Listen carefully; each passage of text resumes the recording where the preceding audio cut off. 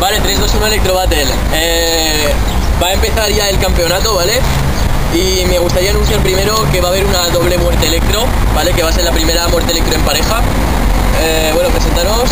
Primero tú. ¿Cómo es Espíritu Electro? Yo soy Maxi, Espíritu Electro. ¿Y falta? ¿Quién falta? Javi.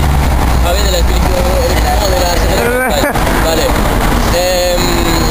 Eso lo primero, ¿vale? Que cuando vuelva de Barcelona será la primera muerte electro en pareja que se hará. Que se hará el día... bueno, ya diré el día porque ahora mismo no lo sé. Pero será después de volver de Barcelona. Y después los campeonatos, ¿vale? Los que han venido a la reunión se han querido apuntar. Ahora mismo los que están apuntados son Goro, De La Set, Husky, Carras, Tobix, Lix, Maxi, Tormo, Juane, Cocker, Alex, Chema, Torwin, Piro, Semi, Xerox, Ru, Javichu, Twist, Orrio, Sandreta, Brave, Fran y Javi. Aún queda mucha gente que se tiene que apuntar, ¿vale? Entonces, hoy estamos a domingo, ¿no?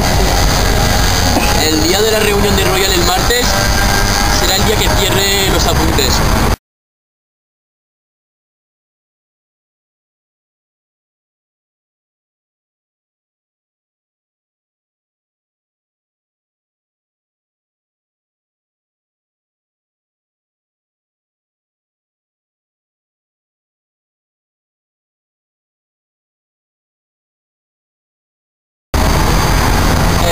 Ahí ya después de eso cogeré y haré un sorteo como la lotería si queréis. El 8. Y eso. Yo la mano inocente. Chocho. Y ya se harán las parejas y tal.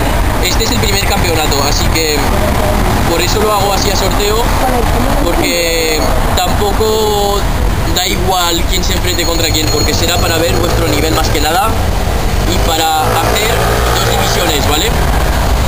Y así en los combates iré viendo quién está en la primera y en la segunda división, el nivel, para ya los demás campeonatos teneros en divisiones.